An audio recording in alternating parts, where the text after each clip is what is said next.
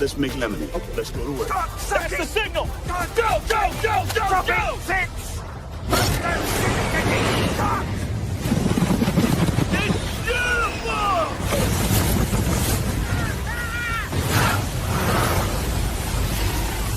Mother Nature just pissed her pants, dude! Wake up and hit the ground running. It's The Rush, presented by Willis Auto, with Travis Justice and Ross Peterson bringing you raw, unfiltered, and unapologetic talk about sports, life, and everything else that matters. No filtered, no fluff, just The Rush.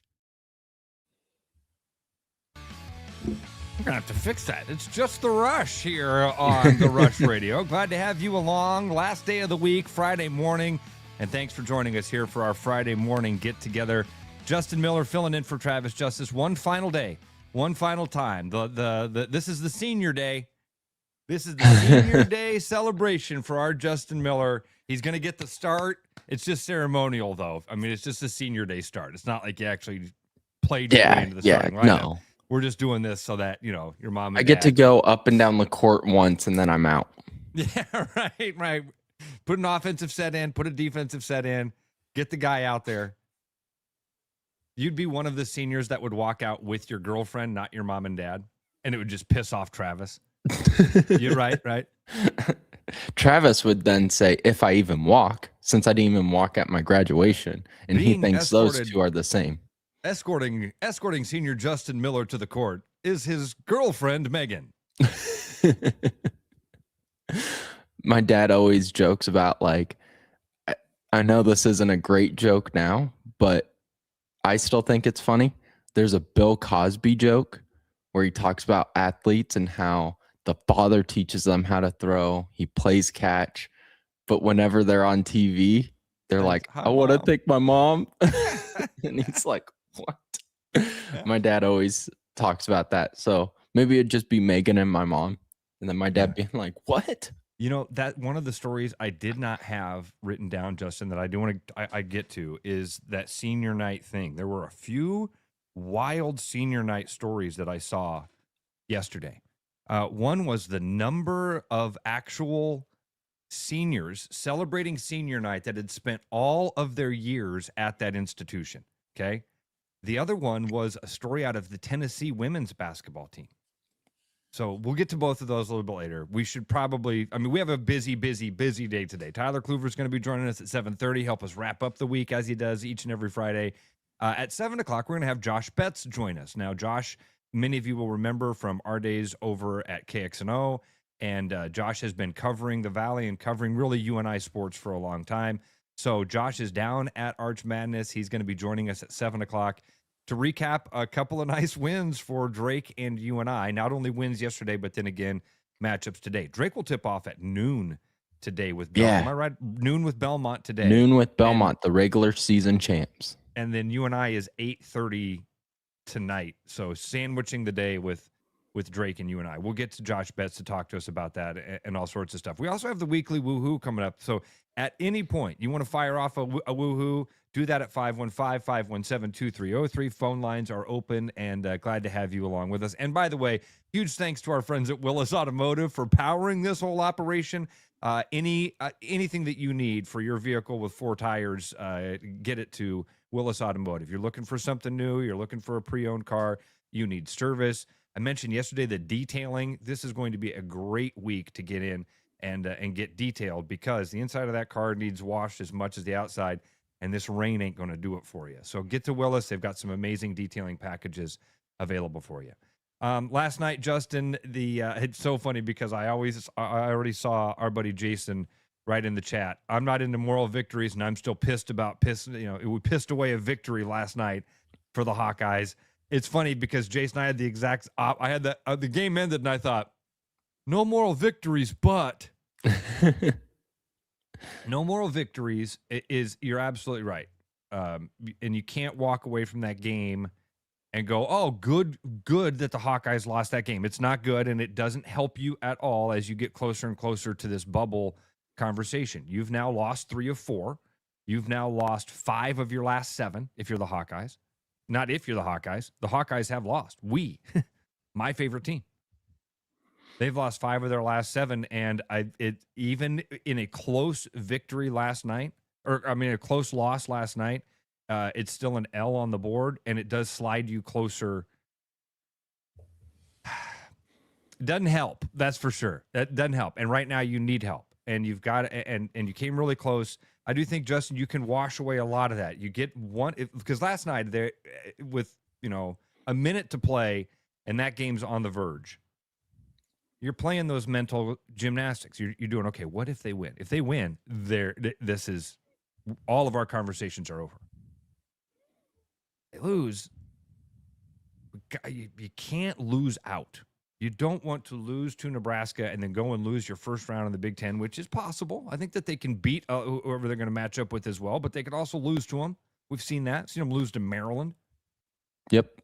So last night, the biggest difference obviously was size last night. It showed over and over and over. Oh, go ahead. I was just going to say, you're right. I'm not saying you're wrong. Yeah. I was really impressed, though, with how well Iowa played up to that competition and played up to that size. I mean, they won the points in the paint battle. Yep. That was crazy that they were winning that. And I need to shout out Cam Manyow. Dude. So Manyow at Drake was good. But, man, when he was announced that he was going to Iowa, I'm going to be honest, I didn't have a lot of confidence. Because we had seen at Drake when he went up against Bradley or Murray State, teams that typically have good size, he would kind of get bullied. And in that Texas Tech second round March Madness game in Wichita, it really showed. And I was like, I don't know if he's a Power 5, 4. I don't know if he's a Power 5 center. Yeah. And I was really, I kind of had my doubts on him. Justin, and he has overperformed. Yeah, my expectation for him was to fill the role, be the body that was there. I didn't anticipate that he'd be a guy that would go for 14 points against the number 2 team in the country in March, and some big points, dude. The dunk, it all feels like it happened towards the end of the game, in those final minutes. But the dunk that he had in the paint that I believe tied the game or maybe even gave the Hawks that brief lead for a moment, I mean, that lights the place on fire. How do you feel? So Virginia Hawk kind of gets to, I think, the crux of the conversation here, and that is that maybe those last possessions for the Hawkeyes. Man, we've seen Bennett Sturtz has been in the conversation, I think, or at least there have been moments this season when you thought he could be the Big Ten Player of the Year. Mm-hmm. There were moments when it was like, oh man, this guy is a lottery pick in the NBA. Last night he still had 21, but he's 7 of 23 from the field last night. Yeah, and some of those too, though, just rattle in and out. Yeah, that's true. But they got to go down. Yeah, can't have shooters, got to have scorers. Virginia wrote in and said, Sturtz giving the ball up to Banks on that last possession with 18 seconds left. After the Michigan travel was dumb. Sturtz never should have surrendered the ball. I liked that comment because I agreed with that, and I thought they even said in the broadcast, Sturtz has to force up a shot here. He has to create his own opening. They were in his shorts. For the final couple minutes of that game, they were in his shorts. So I'm kind of stuck. Because part of me is yes, you're the leader. You're the guy the ball has to be in your hands. If Sturtz is going to take that final shot with 18 seconds left, then yeah, just do what, have him stand out by midcourt, dribble, and wait until about 5 seconds and go. And then try to create something. Okay. But he was trying to create something right away, and that allowed Michigan to collapse. That allowed them to really set their defense. And at that point, you have 18 seconds. Move the ball. Move the ball around. You're down by 3. If you get a 2, you can foul. We can play that long game. But try to move the ball around too. So I was kind of stuck in between. That's one of those where I was like, it's like they couldn't decide if they wanted to set up a play, if they wanted to try to get a shot now, with some time left over in case he missed it. Like it just looked uncontrolled. And then I had some people, Hawkeye fans, texting me last night about the final shot with 3 seconds left and being like, why didn't McCollum take a timeout? And I was like, that's the best option because you're going to catch Michigan a little off balance. Yeah. We just saw 2 seconds ago that when Michigan gets set, like they're right in his face. At least got that shot off. He at least got across half court and got that shot off. And it rim. I mean, I gasped. I seriously, I was sitting there watching it with Megan. I went, yeah. That would have been the stuff of legend. Had he put that one in, we wouldn't be talking about a 7 of 23 performance. We'd be comparing it to Caitlin Clark. Yeah. But I was kind of stuck in between because I think, yes, 99% of the time, I'd rather just hold out, wait until about 7 seconds, 8 seconds, and be like, all right, Sturts, go. Create. And then the game ends there. But if you're going to try to start moving guys right away at 18 seconds, you've got to move the ball, in my opinion. At least a little. Like it can't just be one pass to Banks when you're stumbling and trapped. So it would seem to me you're right that the plan was exactly the plan was let Bennett Sturts try to create something because you're right. He's trying in the beginning of that possession. He's doing doing all the stuff you would expect him to do in the final seconds before getting a shot off, and he was doing it with 12 seconds to play, not 10 seconds. And then that was probably it. He couldn't find the opening. Thought hand the ball off to Banks. Maybe if Banks gets into the lane without, then he can kick back out. I don't know what the play was. Maybe that goes on McCollum as well. What did you think when they Iowa goes to the line down 3, and Jess had mentioned it's a 1-and-1 for the Hawks, and he says, "All right, you got to make the first one, but what do you do with the second one?" And I think that he was. Everybody kind of said the same thing. Make the second one and continue on with the game. Doesn't work out, you end up still down a point, and they inbound the ball safely. But I don't know. That was another one of those strategy moments. I thought, I think you just try to make the free throw. Trying to miss is really hard. Yeah, like I've always leaned to take the free points and then set up your full court press and get a foul if you need to. It's much easier to make that free throw, set up a press, and to get a steal than I think it is to miss that free throw and get the offensive board. Like everything has to play out so every little detail has to be perfect and has to go on your side. And by the way, the other team has a 9-foot guy who's standing by the basket. They have a couple. Yeah, right. Michigan's huge. They're like Purdue. Yeah. Except more organized, and they can play at different speeds. I think a lot better than Purdue. I would agree. They're way more versatile 7'3". Than Zach Edey. Yeah. Who was a fantastic 7'3", but wasn't. Yeah, dude. Last night Mara hits that Banks that one in. He didn't have a fantastic box score, but man, he had a couple of huge. I tell timely buckets. The bank shot with as the shot clock is running down. There were only a couple minutes left in the game. That was a huge possession, man. And like I know Howard didn't have a great game. I have the box score here. He has 5 points, 2 of 8. He is the guy when all these players left Drake for Iowa. He was the one I was most sad about. Yeah. Because you saw the potential there? Or? Absolutely. Like a freshman, and he was putting up 20 plus off the bench, and Arch Madness is like getting highlights in the one shining moment because of his like 3 dunks he had against Missouri. Like you're sitting there going, this guy's going to be a star. Sturts, of course, you're sitting there like, man, that one sucks because that's an NBA player right there. But you only had him for 1 more year. You have those freshmen. So I know he only had 5 points last night. I just still think every time I watch him, I really like him. Here's the moral victory of the box score, Jason. Sorry to do this to you because I know it's still a loss, and it's one that as a Hawkeye fan, we felt like that one could have been on the other side of the ledger, and it's not. But let me soften it a little bit. Lost by 3 to one of the best teams in the country, and played a bad basketball game.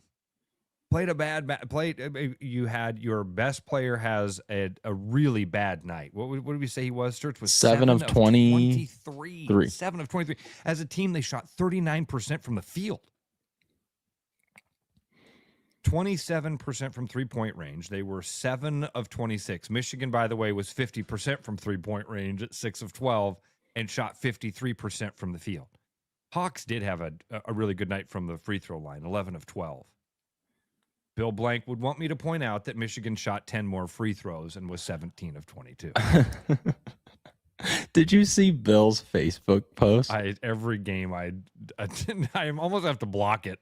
Nah, he has an all-timer in there. He was wishing necrophiliacs to dig up the bodies of the officials' parents or something like that. I don't remember what it was like. Or were there multiple? That was the beginning of it? Multiple. Yeah, okay. But he had one that was like, I hope these guys die of herpes. It was just a picture of the refs. I'm like, Bill. I will say, though.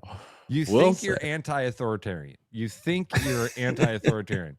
You think that you're a conspiracy. You think until you hang out with Bill. And then you go, oh, I'm normal. Okay. There's a spectrum here. I'm in the middle. But my God, can that guy play wheelchair basketball? Facilitator, even with the torn labrum or whatever it was he was dealing with. He was our secret injury that we were worried about. And we all gave Trav crap for being like, man, he's going to cherry pick. There were multiple possessions. Bill just sat there and like we would go up and down and he would just stay there and kind of like lean back, just wait for the ball. But I was going to say, the fouls were part of the story. I don't think, of course, it's very rare for me to be like, that's why Iowa lost. When it's a 3-point game and those final few were really weak against Iowa. Like, this is a physical defense. You've been allowing both teams to be physical all game long. And then in the final minutes, it's like Howard has his arms out and the guy runs into his chest and they're like, foul on Howard. And you're sitting there like, what is he supposed to do? It was part of the story. Yeah. And uh-oh. Did I lose? Especially in a game where it ends up as a 3-point game, Justin, it's real easy to go back and watch. Uh-oh. Am I frozen? Can you still hear me? Okay. Now I can. For a second. Hello. I'm back. You there?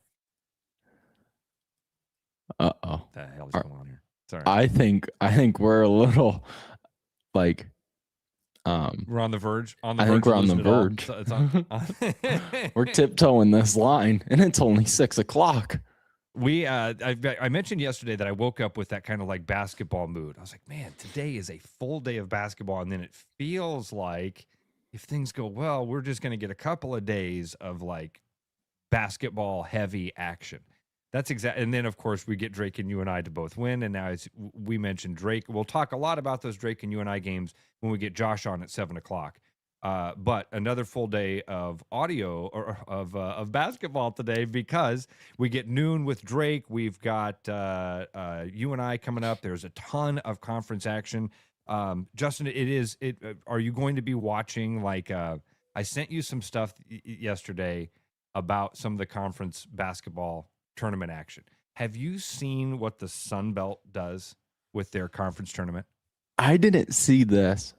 And like, if I knew this beforehand, like I completely forgot about it. But you sent me this. It is insane. So the Sun Belt tournament is, they're looking to be creative. They're trying to do something to get some eyeballs and get some people talking about the Sun Belt Conference. There are 1,000 conference tournaments that are going to be happening. How do you stand out in that? The Sun Belt came up with this thing a few years ago, and they implemented it last year. I remember I think last year was the first time. They do a gauntlet style bracket. What's a gauntlet style bracket? Because if you just said that to me, I'd have no idea what that is. Essentially, the first and second place teams in the regular season get buys all the way to the semifinal. Guaranteed Final Four. Guaranteed to be in the semifinal. They have to win one game in order to get to the championship. So the number 3 and 4 teams are already in the quarterfinals. They get buys all the way up to the quarterfinal, and then it continues that way. So it starts, the very first game are the bottom 4 teams in the conference playing against each other. Those winners go on to play the next lowest ranked teams. Those winners go on to play the next lowest ranked teams. Tyler says the West Coast Conference does this too. I didn't know they did. I didn't that, either. I only knew about the Fun Belt doing this. The number 1 and 2 ranked teams in the regular season, Justin, end up getting a quintuple bye. Ladder bracket is another term for it, Tyler. That makes sense. I like ladder bracket. It looks more like a ladder. Looks like a funnel. The number 1 and 2 ranked teams get 5 buys all the way up to the semifinal, as we talked about. Here's what made it interesting this year for the Sun Belt Conference. Justin, 5 different teams had an 11-7 record, tying them for the second spot in the conference. They had to go to their tiebreaker list, which is like, that they had to get to like their 9th criteria to be able to figure out how to shake this thing out. And then think of the difference in a tournament like that between being the 2 seed and being the 8 seed. You go from having a quintuple bye to having 2. To then having to win 6 games. Yep, you went from having to win 1 game to get to the finals to having to win 3 games to get to the finals. Win 2 games to win it all to 4 games to win it all. It's insane. It's insane. I like it. I wouldn't like it for the major conferences. Oh, no. No, we get so much fun and so much good basketball and so many more opportunities to see these teams, and you're giving more of a shot. I do like this. I do think if you're a 1-bid league, this is kind of the way you should do it. You should really, really, really go out of your way to give extra rewards to the teams that finish at the top of the regular season. Because, like Berger says, it makes the regular season mean something. Thank you, Berger, for putting that in more simple English. Makes the regular season mean more. It makes the regular season, because all season long, think of that broken record thing we had with you and I and Drake. Well, it doesn't really matter when you're playing for positioning, because you just got to win games in one town during 1 week. That's what really matters. If you go down there and you're the best team in St. Louis in March, it won't matter if you won a game or won every game or lost every game. And I think that I like this ladder bracket, gauntlet bracket, whatever words you got to put on it to understand what it is. I think that's kind of cool, and it rewards those regular season champions a lot more. But I guess too, because Tyler says about the West Coast Conference, he also says in the MAC tournament they reseed throughout the tournament. Which again, I remember that, and I don't like that either. I don't either. I'm not a big fan of the reseeding. Yeah, if you get an upset, I feel like there should be again be some sort of reward for that, rather than, all right, congratulations, now you get to play the next best team out there. There's no perfect way to do it. I think that when it comes to the big boys, I like the way that it plays out, and I think when it again, if you're the Valley though, Justin, if you do something like this, are you just waving the white flag? You know. Also, I don't know how it it'd be interesting to see how it would look for the Valley, because the Valley already they've had to kind of shake up their bracket this year with losing Missouri State. So I can't picture it right now in my head. of how it would work.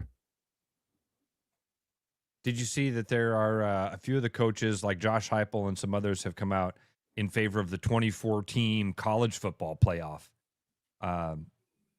bracket? So it was Heupel and I thought there were some other coaches that jumped in on this. Maybe I'm crazy. Kirby Smart. Some other guy. Some other dude out there. Yeah. Some other dude. They assistant coach? Yeah, right. In favor of the 24. What I don't know. Everybody's opinion on what it is. I mean, of course, if you're a coach, yeah, you're saying, yeah, let's get 24 teams because that means if you shit the bed, you can still get in. Honestly, though, I'm okay with the 24 team playoff. Like, and people are gonna say, well, it's gonna make the regular season not mean as much. I mean, you still want positioning. You still want buys. You still want to win games, of course. The regular season is already watered down at this point with the 12-team playoff. And we still watch. We're still entertained by it. We still get emotional when our team loses or wins. It's not going to ruin college football, in my opinion. Can I get no, a you yeah, can't, but? actually. No. I think that was a cooked take, and it is undisputable. Fully baked right there. You taking it out of the oven or not? You trying to tell the chef to go back and you want to cook the filet mignon? Okay. Yes. What's the and but? Yes, but can we move the playoff so that we're not playing college football into February? Yes. Please. Can we move it up and figure it out? Maybe get rid of conference championships. Get rid of the month-long wait between the regular season and the football and the playoff starting. That'd be my yeah, but I'm okay with expanding the playoff. But man, we got to figure this thing out so that these guys are done. Like, who was it? It wasn't. Again, it was the LSU like Lane Kiffin. Yeah, it was. It Lane was Kiffin. Kiffin. Yeah, we should be done by the championship. Should be January 1. Absolutely, he's 100% correct. Remember this year? So we had the semifinals for the college football playoffs, and everyone's all hyped. You see Indiana, Miami, and you're getting all excited for the national championship. There were like 8 NFL playoff games that took place in between the end of the semifinals to the kickoff for the national championship. I mean, that's just wrong. Yeah. I never thought I would say this. I never thought I would say what Captain Kirk Hawk said. I almost said I never thought I would say this, but I agree with Captain Kirk Hawk. That would have sounded really bad. Like I always disagree with who that is. That's not what I meant by it. I'm kind of sick and tired of hearing about the college football playoff. I never thought I would feel this way of like, you know what? I'm to the point of, can we just go back to to it being 4 teams, play on a Saturday, and then the next Saturday is the college football championship, and we're done. Because what we're talking about now is the season is going to end, and 10 weeks later, almost the length of the regular season, 10 weeks later, after the regular season ends, we're going to have a college football championship. What are we doing? Yeah, it doesn't make sense. I know what we're doing. We're dragging it out to get us to get all the cash, because as we all know, it's all about money, baby. The answer is always more money. Travis is not going to be joining us today at all. He sent me a message about 4:30 this morning that they were getting on a plane right as the show was starting, so he wasn't going to be able to join us. So no Trav today, but that's all right. We've got plenty of stuff coming your way. Josh Bett's going to join us in about a half hour from right now, live from St. Louis and Arch Madness.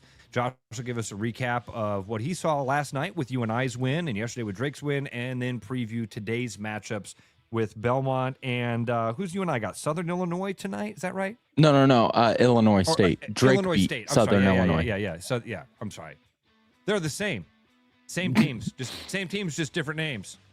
We'll talk about that and the crazy story coming out of UCSB that's got some weird details. We'll do that next on The Rush, here with Justin Miller, Ross Peterson on therushradio.com.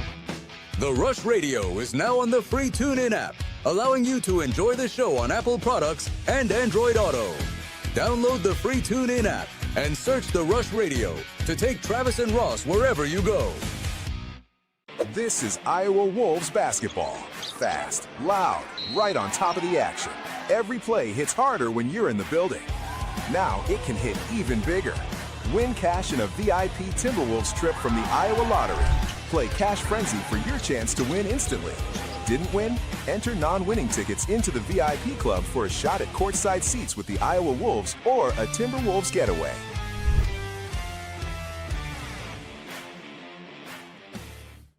When you work with a company like Mr. Electric that goes above and beyond and makes the customer their priority, that is just a real joy to encounter these days. It was a fairly complicated project and it was intimidating. They made it look so easy and they were very professional, very clean folks. They thoroughly explain what they're going to do.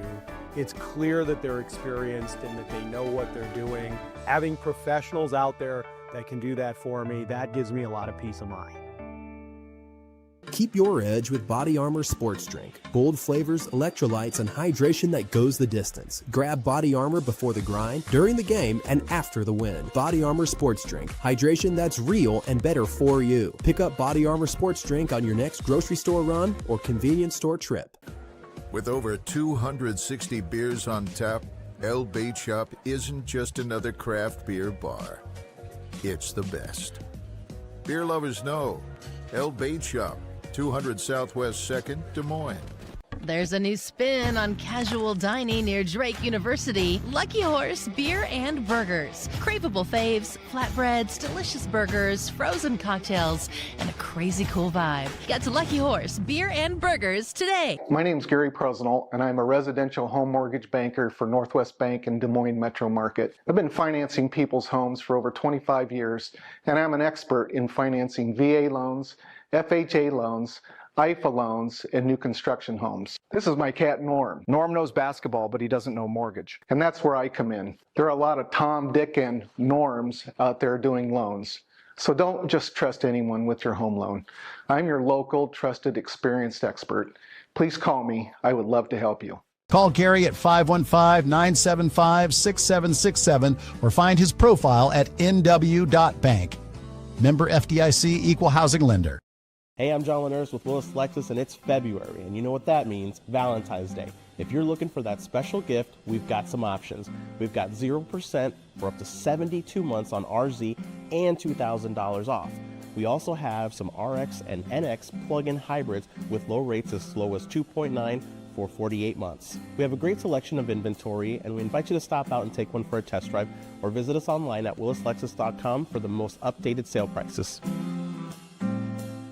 Hi, it's Noel. If you're thinking about popping the question, start with a jeweler you can trust. At Fiscus Jewelers, we offer the largest inventory in Ankeny, featuring stunning engagement rings and rare and forever natural diamonds, pre-screened with advanced technology. If you don't see exactly what you're looking for, we'll custom design it together, and our CAD drawings are always free. And when it's time to say I do, don't forget the guys. We offer the largest selection of men's wedding bands around. Fiscus Jewelers, your jeweler for life. Back to The Rush. Strong opinions, weak filters, and just enough sense to stay on the air. It's The Rush Radio Show, powered by Willis Automotive.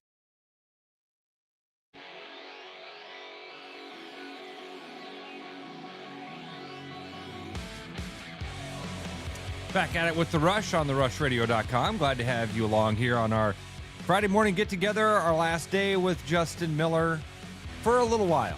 This is not, like I said, this is kind of like senior night, but we're bringing you back as a grad assistant. All right, boy, Hell did yeah. I got to step in something. Did I eat a little bit of crow? Because remember yesterday when we were chatting with Coach Matt Walker, and I've said this before about coaches. Like I said it to you before we went on the air yesterday. I say, hey, you want to know what's a real good indication of how good of a guy a dude is? When you're brought back by your coach, when your coach says, of the hundreds of guys I've coached, Yeah. I'm bringing you back as an assistant. And I thought that was a pretty good indication of a guy's I think character. 9 times out of 10 it is. Well, we found that 10th time. Yep. Sure, we sure did. The story coming out of Cal State Bakersfield. You sent me just the headline, and I said, I haven't been able to read it at work, but son of a bitch, I'm in. Like, it's wild. The headline is this. The headline. And you got to get into the details of the story because it is a wild ride. The headline from ESPN.com is California school hired a coach, but police say he moonlighted as a pimp. Sounds like an HBO miniseries. This Sounds is a cross between what was the He Got Game, Basketball Diaries, and The Wire. It's a wild ride here. So here's the story. And the reason I brought up the thing with Coach Matt Walker is just because this young man had played at Cal State Bakersfield and then was brought back after he graduated as a grad assistant. So one of those situations where I would normally look out from afar and go, must be one hell of a good guy. Not at all. So he is... So this story you have to go back a ways on it because the story just kind of broke yesterday from ESPN, but it turns out this has been in the news for a while. If you go back a ways, the first people that started to get really public about this was actually the UCSB softball team. Several members of the UC softball team, again, I keep saying UC Santa SB, which is UC Santa Barbara. This is Cal State Bakersfield. So still UC, but Cal State Bakersfield. Their softball team had stepped forward last fall and said, you've got some issues here. And parents of the softball players reached out to the athletic department and said, something's off with this. You guys have a basketball coach that acts really strange around the softball team, and we think he's trafficking one of the softball players. We think he might be involved in some weird stuff. Turns out this guy was very involved in some very weird stuff. His name is Kevin Mays. So last fall, the head basketball coach, Rick Barnes, was sent an anonymous email that was basically threatening. Said, hey, you need to know about this guy you've got on your staff, and he's a horrible individual, and you either fix this or your entire staff is going to fall. So Barnes forwarded the email to the human services at the university, sent it off to the legal department.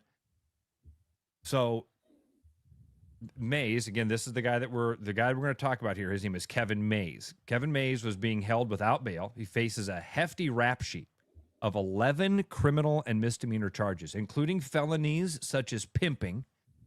He was also charged with possession of automatic firearms and high-capacity magazines, possession of methamphetamine and marijuana with intent to sell. Separate charges cited him for possession of more than 600 images of youth or child pornography and distribution of obscene matter involving someone under 18 years of age. Do you, because I didn't have the full article up.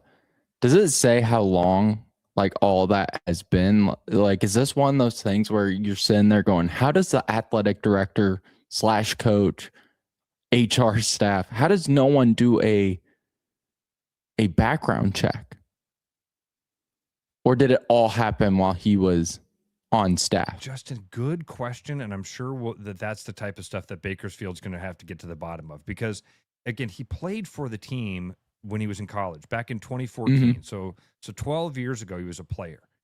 Is this one of those situations where you kind of don't run the normal background checks because you think you know? I mean, I'm not. Yeah. Is that's possible? Am I being too innocent there with that of thinking? Again, we're kind of the same person, so maybe we're wrong. But I thought the same thing of like, It'd be like when Garrett Sturtz was a player assistant, graduate assistant at Drake. Like, no one questioned. No one was like, oh, make sure you do a background check. Yeah, I could see that. So the anonymous tipster sent more than just, hey, fire this guy or else. Gave specific information and even said in this email a specific girl's name in the university that he was trafficking. The email said he's actually been trafficking this girl since May, and this came last fall. So we would be almost 6 months into that process, and almost a year ago that these allegations would have started. University police tried to contact the sender on September 3rd for more information. I'm reading from the ESPN.com article, which is, again, you read this, it's gross. In a subsequent email, the tipster claimed to have known both the alleged victims and Mays through previous travel for sex work. The context of the email suggested the person was a fellow sex worker. Mays then told the tipster he was a professional gambler, according to a second email, and that he allegedly threatened to take away the tipster's child if the person exposed his activities. The sender also gave police the alleged victim's phone number and noted that he had previously been arrested in Oregon on a DUI charge in a car that Mays had provided.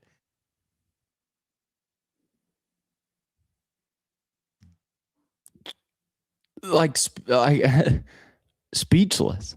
Reading this article, I was speechless. Hiding in plain sight, man. Yeah, good way to put it. It's gross.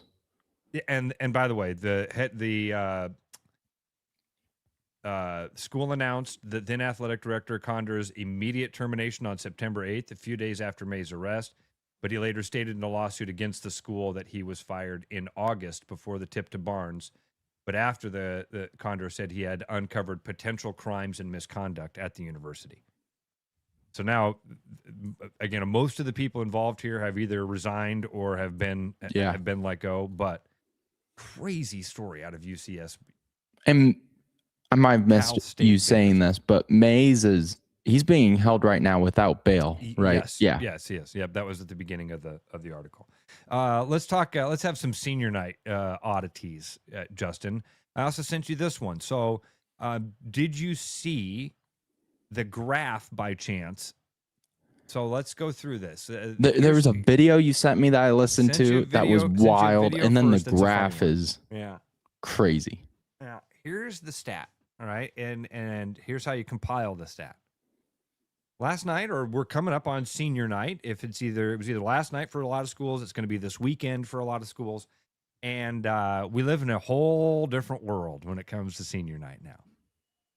So the first video that I saw was from a podcast, and they were talking about senior night and kind of how that has all changed.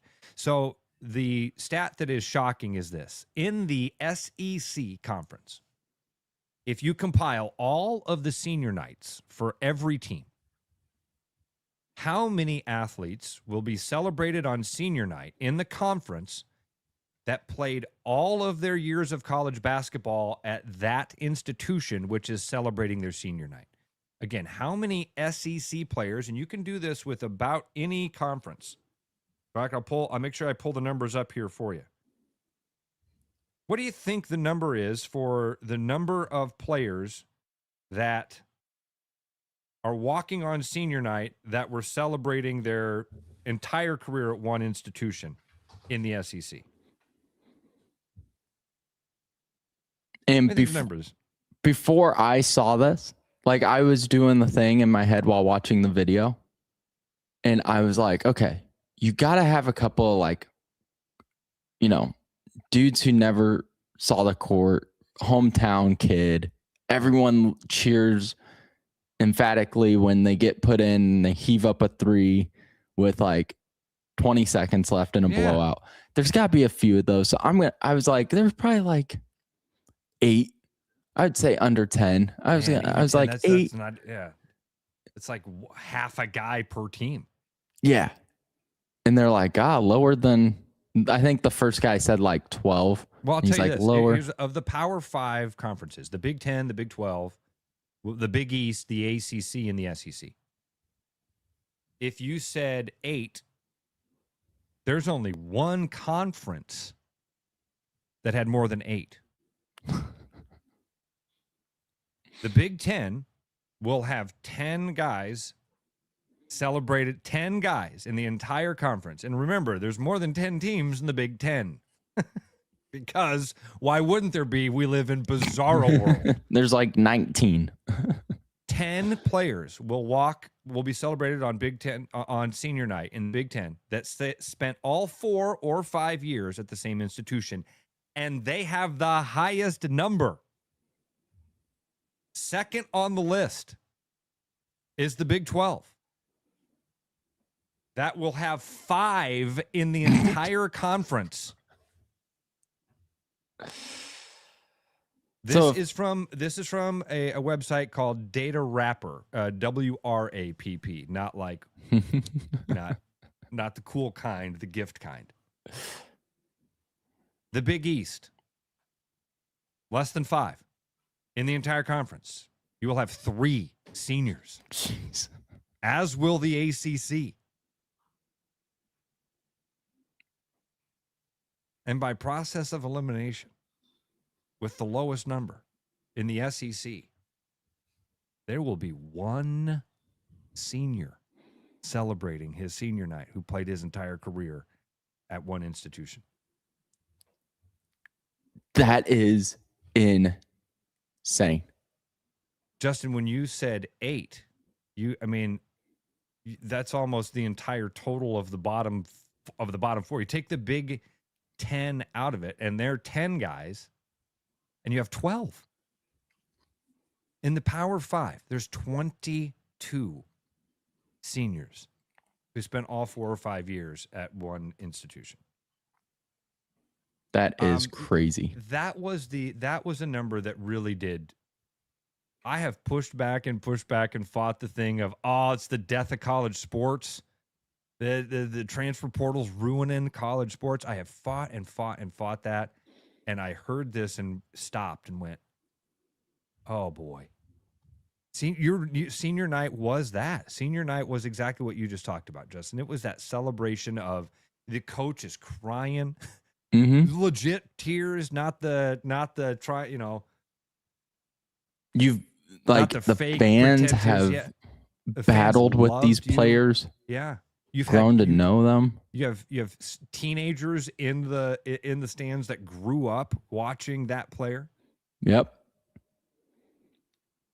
Like when in 23, where you had Sturts, DJ Wilkins, and Roman Penn on senior night, it was one of the coolest experiences at the Knapp Center.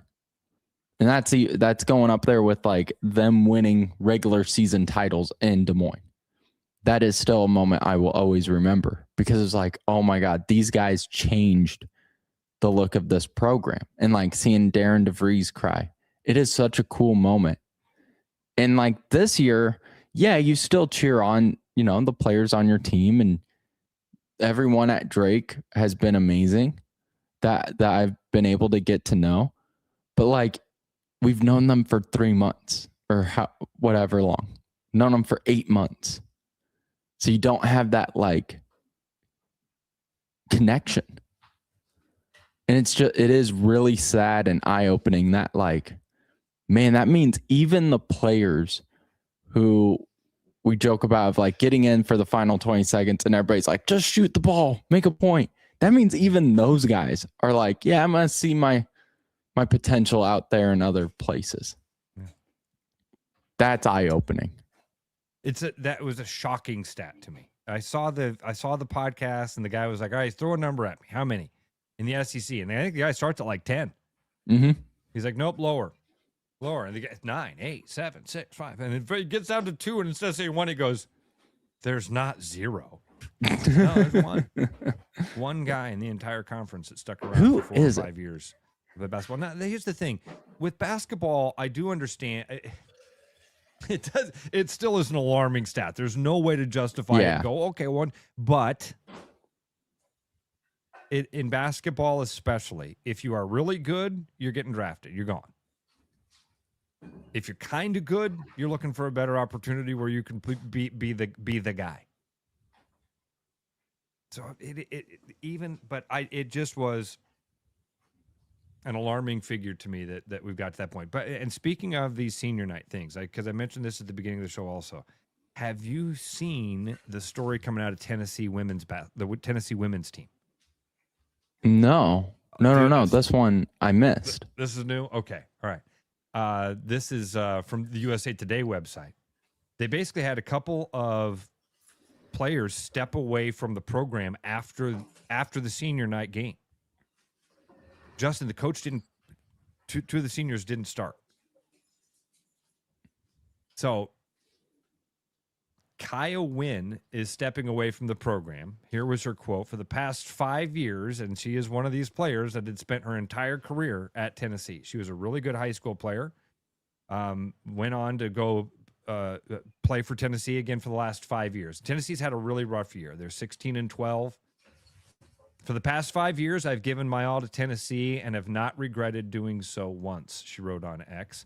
"Obviously, my last 2 seasons on the team have been less than ideal for many reasons, but the one night I was most looking forward to was senior night. As someone who has never started a career game, I was hoping to start in my last appearance in Thompson-Boling.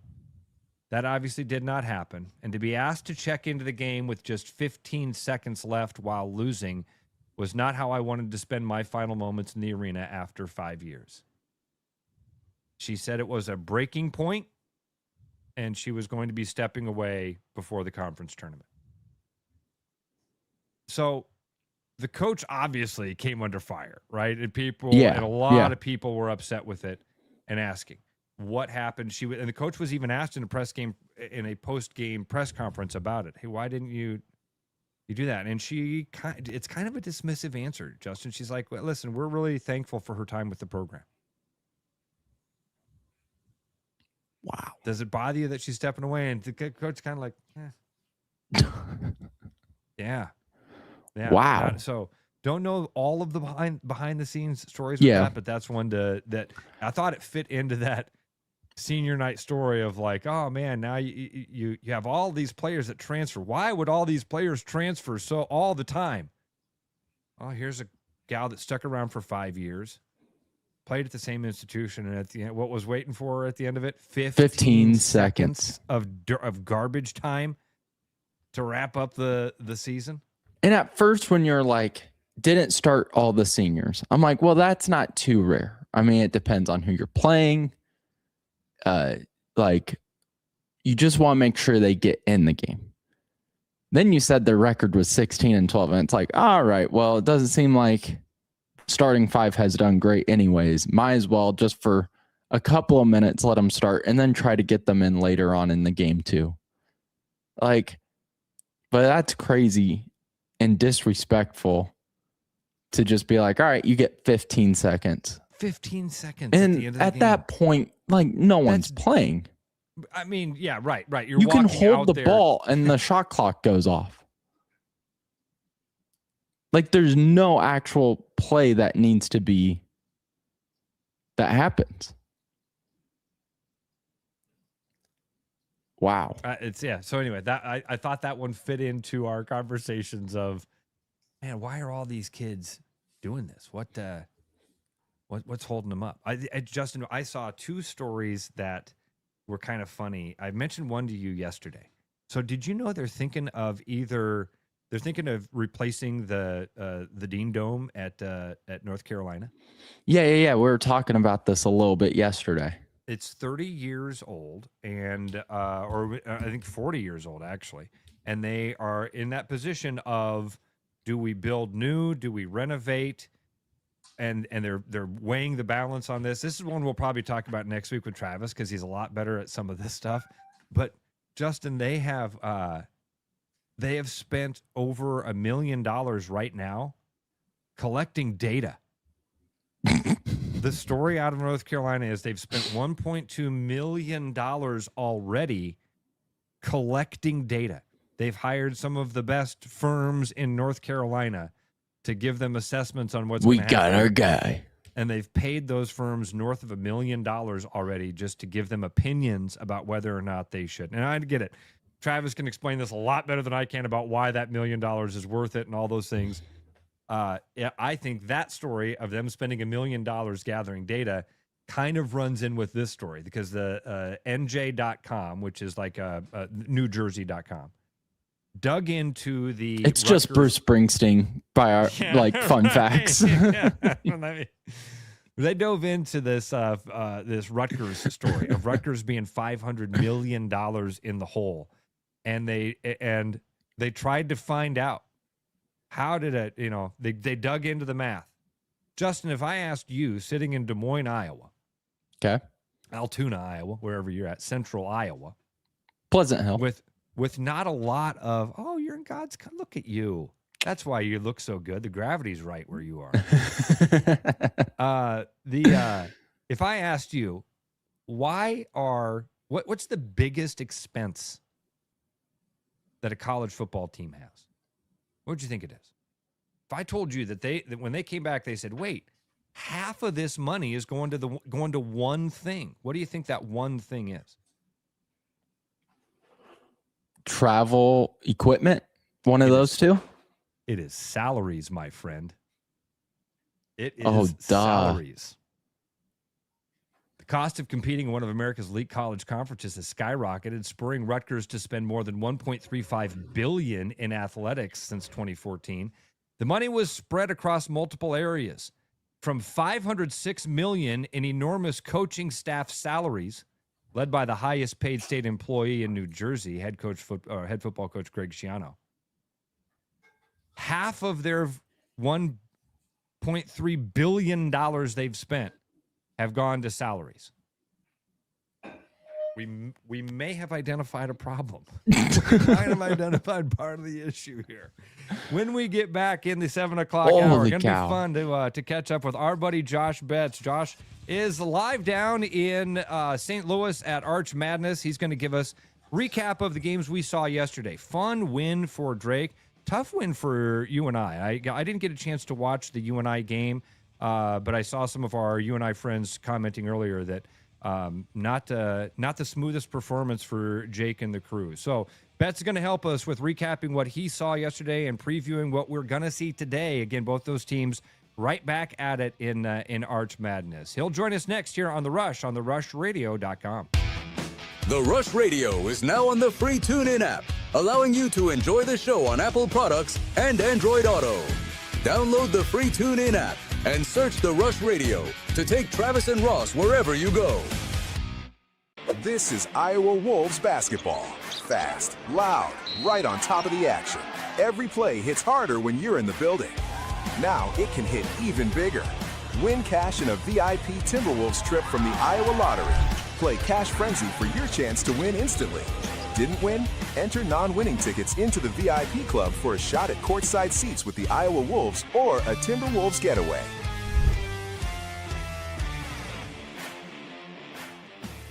At Iowa Floor Covering, we believe great floors start with great service. Whether you're looking for a plush carpet, durable LVP, timeless hardwood, stylish laminate, or beautiful tile, including custom tile showers, we'll help you find the perfect fit. No pressure, no pushy sales tactics, just honest guidance from a team that listens. DIY Weekend Warrior, we've got the products and advice to set you up for success. Iowa Floor Covering, floors you'll love from people you can trust. More Iowa in the Iowa Tap Room than you may realize. Housed in a building nearly as old as Iowa itself, the Iowa Tap Room greets you with a harvest of 120 Iowa craft beers on tap from all corners of the state. And the food doesn't get much more Iowa than this. The Iowa Tap Room, all Iowa beer, one amazing place.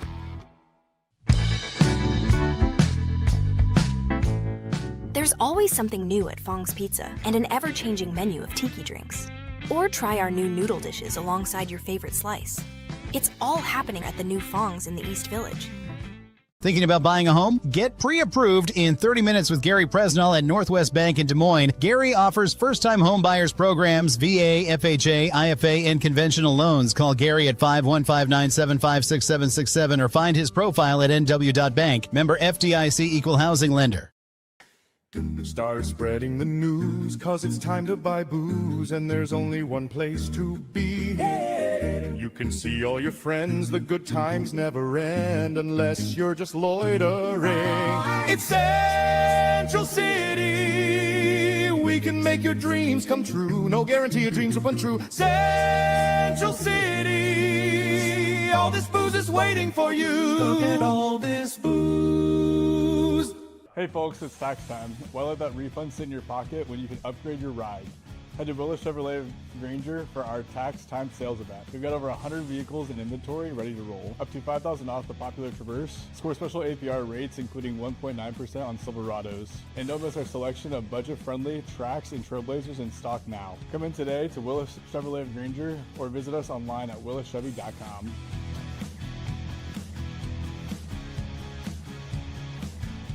The following advertisement is for people who like to save money. Do you or a loved one suffer from chronic overspending, getting less but paying more? Then you may have a case of big HVAC. Now is the time to try Priority One. We set our own prices, which means you pay for what you need, not for anything else. And if you need a heating service or a new furnace, now is the time to try Priority One. Side effects of Priority One include increased happiness, extra peace of mind, and bonus cash for whatever you want. Please use responsibly. Game on, keep your edge with Body Armor Sports Drink. Bold flavors, electrolytes, and hydration that goes the distance. Grab Body Armor before the grind, during the game, and after the win. Body Armor Sports Drink. Hydration that's real and better for you. Pick up Body Armor Sports Drink on your next grocery store run or convenience store trip. Like a rash you thought was gone. Travis and Ross aren't contagious, but they are addictive. It's the Rush Radio Show, powered by Willis Automotive. Thanks to our friends over at Willis Automotive. They're for all of your automotive needs. Looking for a new car, a pre-owned car, you are needing some service, which I take advantage of whenever one of my vehicles is down. They have an awesome service department. They got loaner vehicles for you if they're going to have your car for a while. And as I've mentioned, that detailing, man, now is the time to get in there and get that winter grime taken out of your car. Justin Miller is hanging out with us for one final hour. This is it, buddy. One final time we get to hang out with Justin Miller for a little while. I'll here. still be annoying everyone. You better annoy me as often as you possibly can, man. I would love that. Who else am I going to send I think you should leave memes to? Me, that's it. I'm the only one that appreciates it. I'm the only guy. It's me and you, buddy. Me and you, a guy I haven't had a chance to chat with for a long time. Good to see my buddy Josh Betts from a hotel room in St. Louis. How are you, buddy? How you been, Josh? Doing great, Ross. Grateful to be here for Justin's last hour as a full-time member of the show. There you go. Yeah, yeah. He'll be back from time to time. You are missing Justin down in Arch Madness, and I know Justin's missing you in that action down there. Let's just dive into yesterday. And things got started with the Drake Bulldogs. Nice win for that Drake Bulldogs team. We had said yesterday before as we were kind of previewing that, Josh, it had to be more than just Quinn. In fact, I said to Justin, man, Quinn can go for like 25 and you lose this game 68-63. And then it got to about 2 minutes left. I'm like, oh my gosh, it's going to play out exactly that way. But the supporting staff was there, and Drake does enough to win. Nice win for Hendo. Oh, no question. Great win for Drake. I actually did an interview yesterday with Lucas Strain and Connor Ferguson on Off the Bench on KXNO. And the question was posed to me, what's the recipe for a Drake win yesterday afternoon? And what I said was basically exactly what you said, Ross. You know, for this Drake team that Jalen Quinn will get his points. And I said in the conversation with Lucas, what this Drake team needed was two other guys not named Jalen Quinn.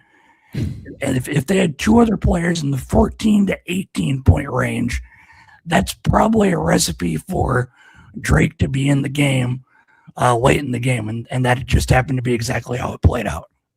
You've been watching a lot of Missouri Valley basketball, and you and I text constantly, with you and I and Drake games. This Drake team has constantly struggled to close out games down the stretch. What'd you see last night, or yesterday, I should say, that was different than this past month? I mean, Drake hasn't won a game since January 28th, and then in the biggest moment of the season, games or seasons on the line, they're able to pull it out. Yeah, I think just I would say the performance at the defensive end of the floor late in the game, and then, hitting some timely shots at the end of the game and then free throws as well late. Yeah.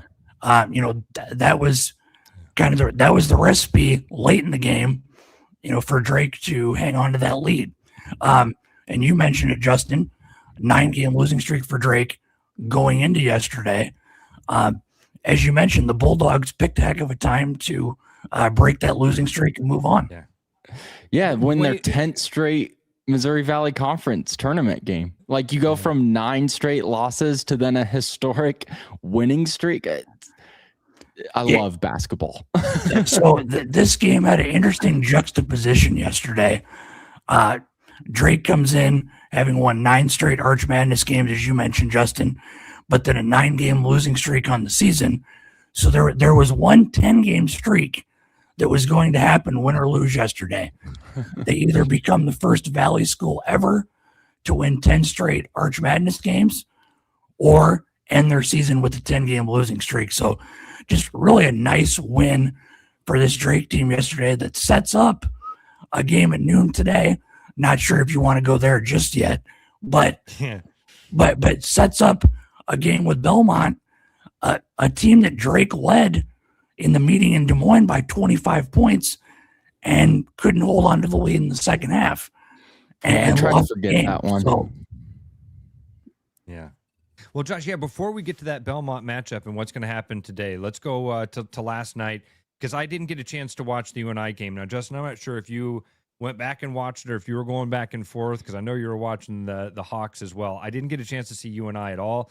So I'm just going by our one of our listeners, Tyler, who's a big UNI fan, had basically commented and said not the game he was hoping to see from UNI or something to that effect. I am only looking at the box score here. 4 Panthers get into double digits. Campbell leads the way with 23, and the Panthers come away with a 9-point victory over Evansville. What did you see last night, or what would you extrapolate from Tyler's comments about not being pleased exactly as a UNI fan? I can understand where Tyler and other UNI fans would maybe say, that they weren't real pleased or not the game that they maybe expected. Evansville went 7 of 11 from 3 in the first half, which was really their main key to stay in the game. And then fast forward to the end of the first half, Evansville has the ball out of bounds with 1/10 of a second left, and A.J. Casey for Evansville catches the inbound pass, spins, hits a 3 to put Evansville up 1 going into halftime. And I turned to my good friend who I've sat next to on press row down here for essentially my entire time covering this tournament. And I said, it might be a safe bet that Evansville doesn't go 7 of 11 from 3 in the second half. and then, the other thing I would say for maybe the UNI fans' frustration standpoint, you mentioned it, Ross, 4 in double figures, but Leon Bond goes 3 of 12 from the field with 3 of 12 from the field with 10 points. And so Leon has had a tendency to, in some games, kind of be a little quiet on the offensive end and maybe not have the best night. We saw that last night, but the thing that stood out again last night for this UNI team and has stood out since he has come back from injury is the play of Tristan Smith for UNI. There is, not sure if you'll have an opportunity to watch any of the games tonight, Ross, but I would encourage you when he's on the floor to watch Tristan Smith, number 14 for UNI. There is not a 50-50 ball If he's on the floor and there's a 50-50 ball out there, Tristan Smith is winning that 50-50 ball. And he really brings an element of physicality and an edge that when he missed 8 games due to injury and UNI goes 2-6 in those games, that's what was missing for that UNI team in that 8-game stretch. He had 13 boards last night. Yeah, let's see. 13, 10 points for his second double-double, and then of the season. And then the other thing to talk about from this game, so two kind of main things that stand out.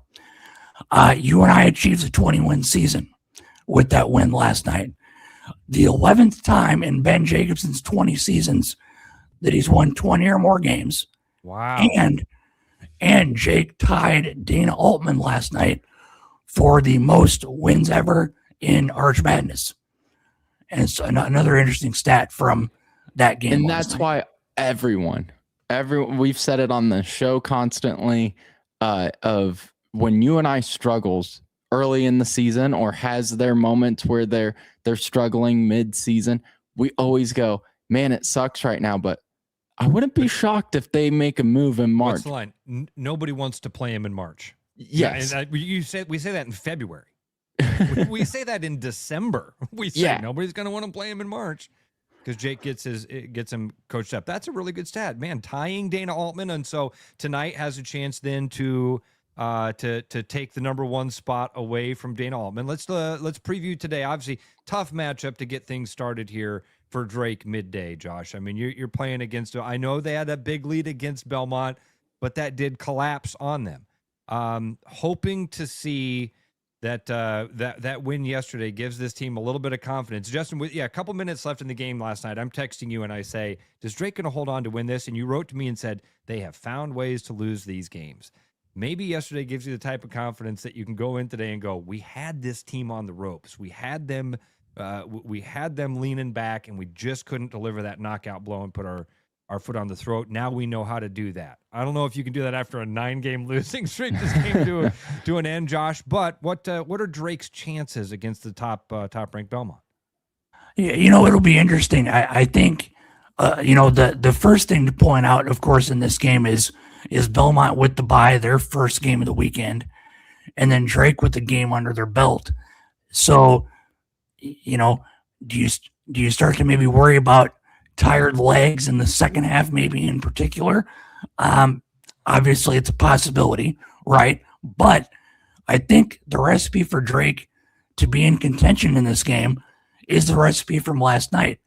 You need an Owen Larson, Eli Shetler, 3 guys in that 14 to 18 range. That's the recipe can be the same as last night for Drake to stay in this game here this afternoon. And in my opinion, they'll need that to have a chance to stay in the game this afternoon. The challenge with Belmont, of course, is their tremendous 3-point shooting, led the league in 3-point shooting during the regular season. And the other thing for Belmont, 3 extremely talented big men for Belmont in Drew Sharnowski, Brigham Rogers, and I'm missing the third one. But just the height and physicality. Is it Omar? Sam Orm. Yes, thanks, Justin. Orm.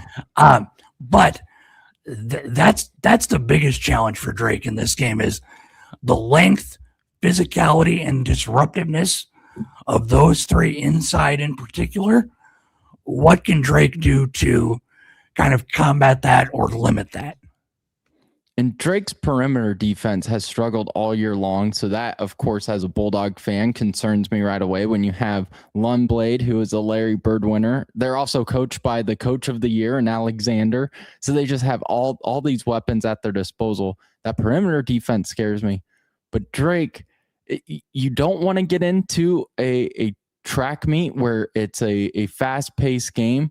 But at the same time, they've favored well both times against Belmont in that their defense isn't terrific. Is there another X factor outside of just trying to limit the threes that Drake can lean on? It feels like a game, Justin, where they need a big game maybe out of Oku Federico. They Potentially needed one for about like 3 months. Oh, It's felt no- like. no question. Justin, But you but- wanted that yesterday. Did you? I thought he played. He definitely contributed. I mean, how did you feel about yesterday? It was one of his better games for sure. Yeah. I think Josh, you would agree too. Oh, no question. The way he started that game yesterday, I thought, well, this is an encouraging performance from Oku Federico. But yeah, I think he's a key. I think any offense they can get out of Federico and the freshman Griffin Goodberry inside, Who I love. I think Goodberry has a great ceiling. Oh, definitely. That's a bonus for Drake and probably needed in this game today if they want to have a chance at the end. All right, now, okay, Justin, go ahead if you want, bud. I was just going to say one last thing too about just like extra X factors. So I agree with Josh completely. Like you need Shetler being consistent. You need Owen Larson putting up points.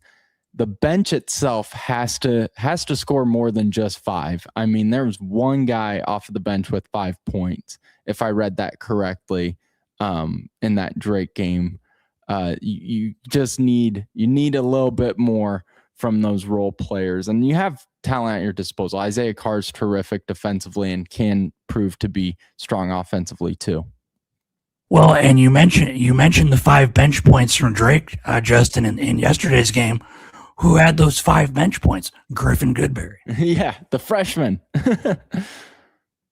All right, Josh, that's the noon game is Drake and Belmont. You've got a couple others in between, but then a lot of us will sandwich our day because it's an 8:30 tip tonight with UNI and Illinois State, which on paper seems like that's Illinois State.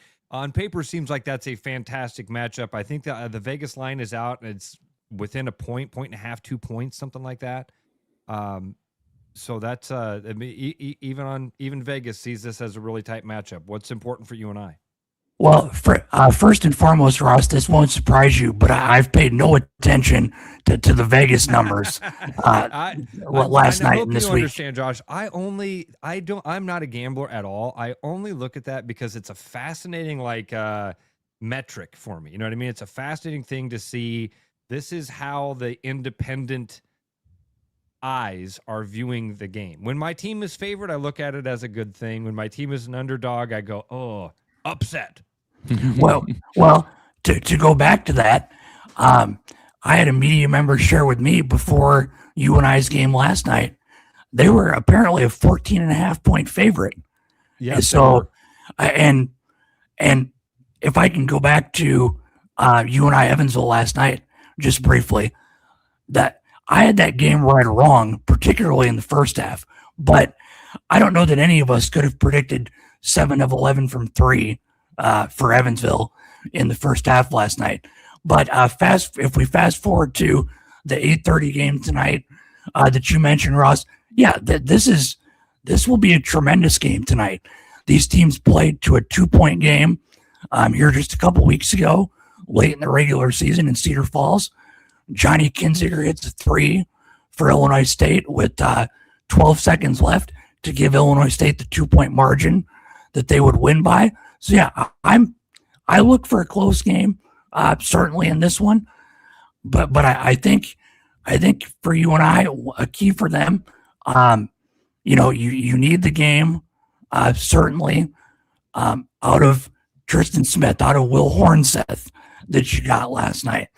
But I thought in that meeting in Cedar Falls, some of Illinois State's threes they hit were particularly a bit too open, I would imagine, than what the UNI coaching staff would like. So 3-point defense for UNI is certainly one thing that I'll be watching. And the matchup to watch for anyone who tunes into this game tonight, it's the matchup in the middle of the big men. Will Hornseth, talented sophomore for UNI, Chase Walker, junior for Illinois State. That was a fun matchup to watch in both regular season meetings and certainly should be tonight. But if fans are looking for kind of a game of the day today, In my mind, it's this 2:30 game. 5 seed UIC, 4 seed Murray State. Elijah Crawford for UIC, arguably their best player, did not play in the first meeting against Murray State and played a minute in the second meeting and left with an injury. So this is a Murray State team that hasn't faced UIC at full strength. Murray State is coming in not playing their best here the last month or so. So that's an intriguing game, and one, frankly, that I wouldn't be shocked at all to see UIC win. Yeah, Josh and I all season have talked about how good the Flames are. And I mean, that 2:30 game, that's going to leave audiences like out of breath with how fast paced that game is. On paper, I think that's going to be a up and down, high scoring game that I'm excited to watch too, Josh. Real quick. Definitely. Or go ahead. Oh, go ahead, Justin. Sorry about that. Oh, I was just going to say, with Illinois State, is this a disappointing year for Illinois State, though? I know they got the first round bye. I know they're a top 4 team in the Valley, but this was a team projected to be the favorite. This was a team that should have been on that 1-2 line. I thought they were going to win the league, the regular season. I wouldn't call it a disappointing season necessarily for Illinois State, because the other thing I would say is you've had some teams that have potentially maybe overachieved a little bit. If we go to Bradley, who's the 2 seed, guys, Brian Wardle had one of the youngest teams in the country this season at Bradley, and he takes him to the 2. He takes his team to a second place finish. Myself and everybody else that covers the Valley, day in, day out, I don't think we've talked enough about the coaching job that Brian Wardle has done with this Bradley team this year. I agree. I mean, that's been a young team. They started off real slow too. Like through November and December, you were sitting there going, "Oh, yep, this is what we expected." But Wardle said in a podcast that he was going to have this team figured out, good or bad. He was going to figure out what this team was made of by Christmas, and man, was he right. Like, it was when he got it done. Yeah, like it was almost to the day that you're like, oh wow, Bradley's on the map again. They've turned things around. Oh, no question. But to go back to UNI Illinois State tonight, the biggest key for me that'll be potentially most important for UNI is Will Hornseth has to be close to match or maybe outscore, in my mind, Chase Walker in points. You know, the matchup of the big guys has to be fairly even, I think, for UNI to have their best chance to advance. That said, like we talked about with Drake, you worry about maybe one game on the legs already. But sitting in on Coach Jacobson's press conference last night following the win, it sounded like the plan was to let the players sleep as long as they can, get their rest, for as long as they can. Now, granted, yes, you have that luxury with another 8:30 tip. But, you... Oh, no. Did we lose Josh? Oh, no. So... Josh, oh, there you are. Okay, you froze up for a second on us there. Josh, I got to be honest, dude, I didn't even consider your schedule, that you were at the arena late into the night, and then here we are, jackass is asking you to get up at 4 a.m. or whatever it is. You got up, you look good. Yeah, you got the suit on already. Yeah, you look like you got a full night's sleep, and now you're going to have to get to the arena and be there all day again. Thank you so much for giving us time this morning, man. I appreciate it. You're welcome, guys. Appreciate the invitation as always. Yeah, you could have just said, how about I do it over the phone? I don't want to get up now. I mean, I'll lay in bed and I'll talk to you like he could have done the trick where he laid in bed and laid the phone on his face and just talked to us. Oh, I wouldn't do that to you. If I'm joining you this morning, we're doing the video. All right, Josh, thanks so much, buddy. Thank Won't you, be the last Josh. time. Have a great day today. Hope you enjoy all the games. I think you're right. That UIC Murray State game could be a fun one. I hope hope you get a chance to kick back and enjoy some good basketball today, bud. You deserve it. Oh, definitely. 4 games today. And Justin will know this. It was a little different yesterday with an 11-team league this year with Missouri State not in the league. It was a 3-game Thursday instead of the 4 that it's been when there was 12 teams in the league. That was kind of it was a nice bonus, but I found myself about noon being ready to go, and the first game not till 3:30. So, but, yeah, that's the one thing. So they have 3 games, but they still pushed it to 8:30. Come on now. That was the one thing I was like, we can have this game starting at 6:30.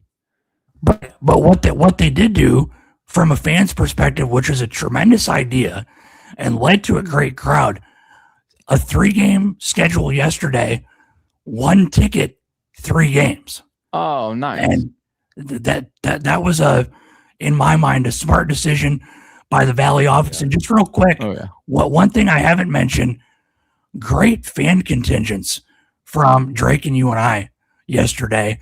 And you wonder if those maybe are a little bit larger for these games today. That'll be interesting to see as well.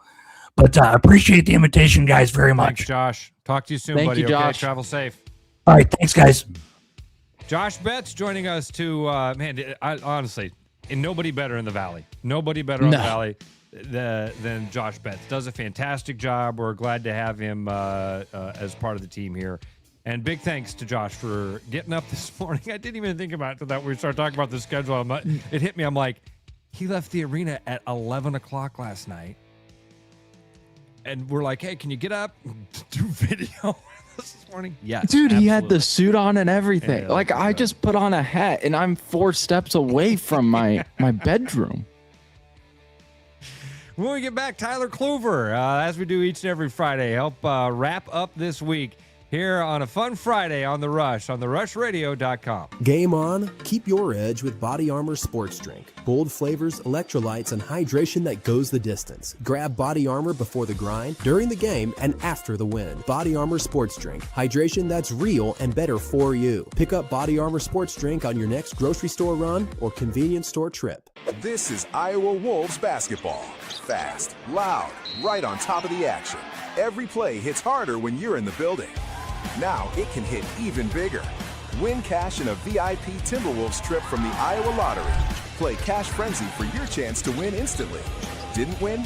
Enter non-winning tickets into the VIP club for a shot at courtside seats with the Iowa Wolves or a Timberwolves getaway.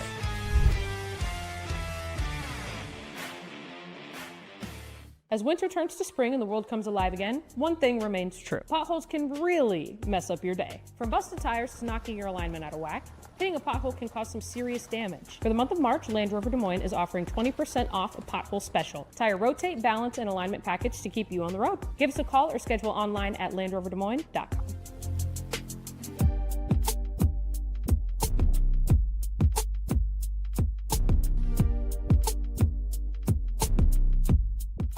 Hey, Tanner with Liberty Lawn and Landscape here. It may be chilly now, but before you know it, spring will be here. We are now booking for spring, so get a hold of us to schedule your next project today. Serving the Des Moines Metro, we specialize in a variety of services such as retaining walls, paver patios, edging and rocking, and much more. Now offering 3D renderings to show you exactly how your project will look before beginning. Liberty is proudly veteran-owned and ready to serve you today. Hi, it's Noel. At Fiscus Jewelers, we're honored by the fact that our customers continue to come back on purpose, and that trust means everything to us. For years, we've been privileged to be a part of life's most meaningful moments, and we never take that responsibility lightly. We proudly offer the largest inventory in Ankeny, cutting-edge custom designs, including free CAD drawings, and a team that takes the time to get it right. Thank you for choosing us year after year. Fiscus Jewelers, your jeweler for life.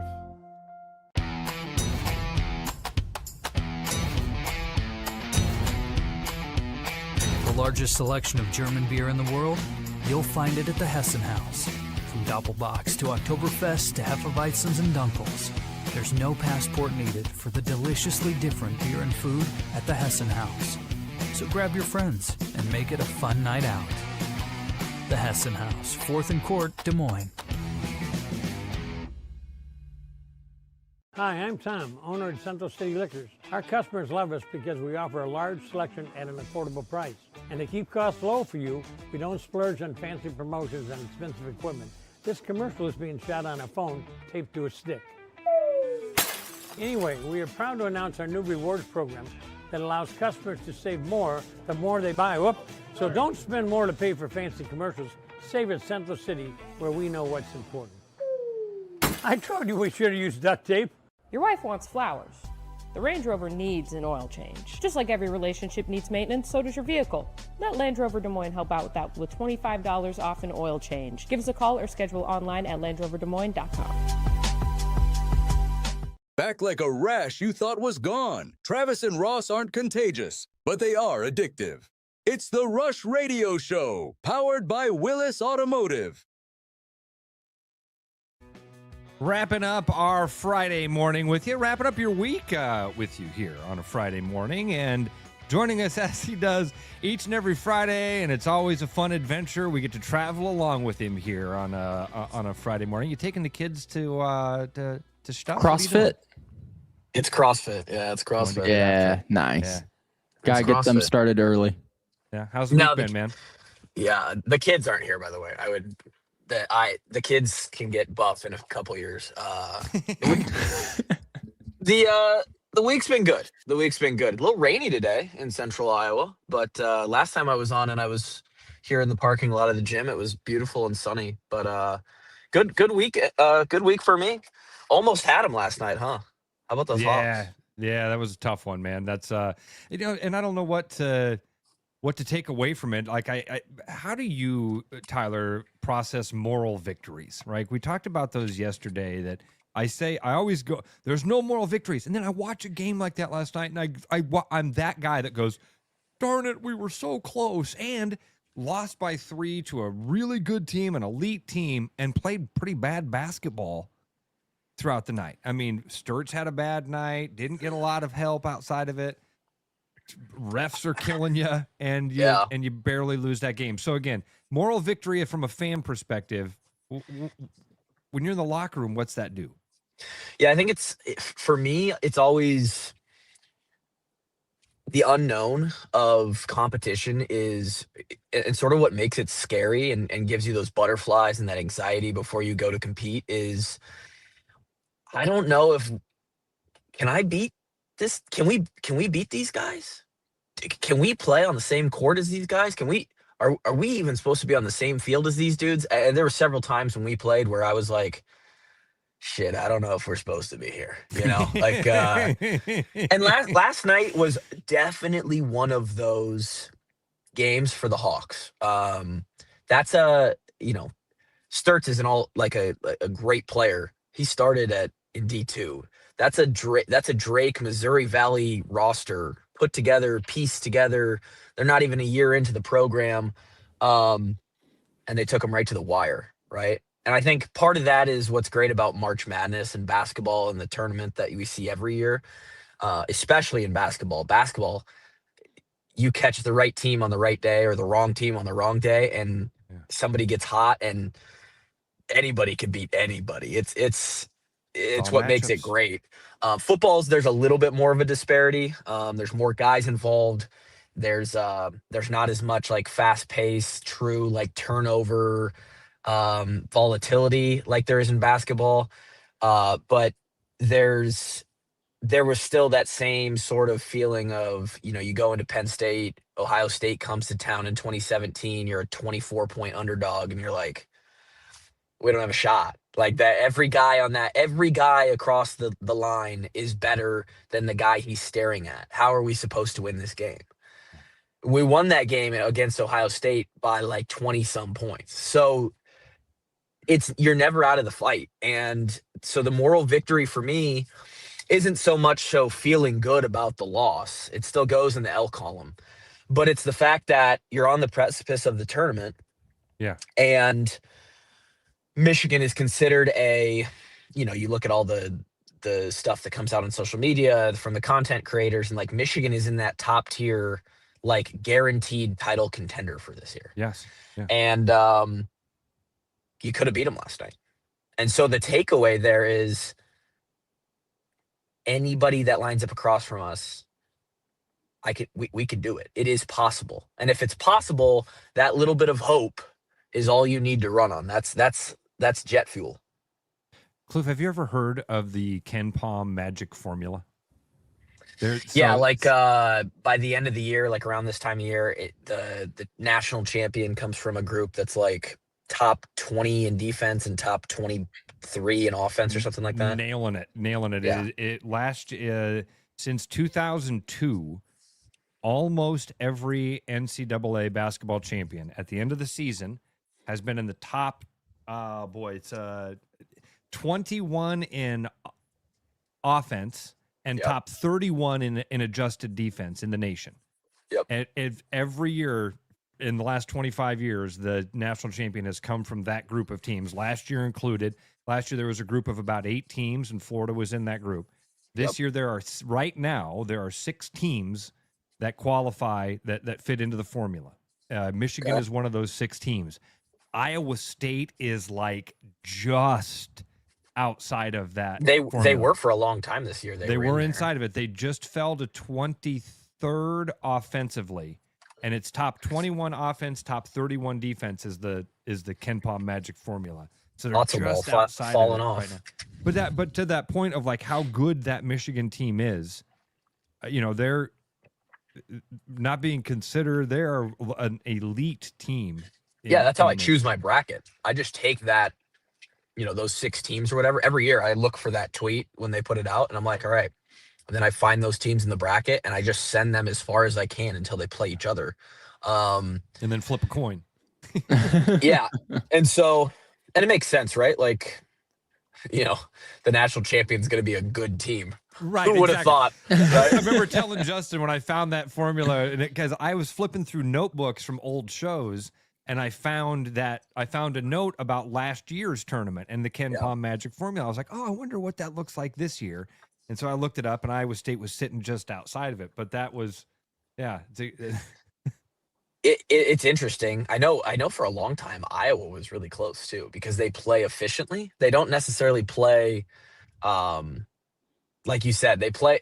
There's a lot of comparisons right now from Iowa football to Iowa basketball. Like I saw a Michigan tweet right before I left the house this morning from some guy that was like, I never want to play Iowa in any sport ever again.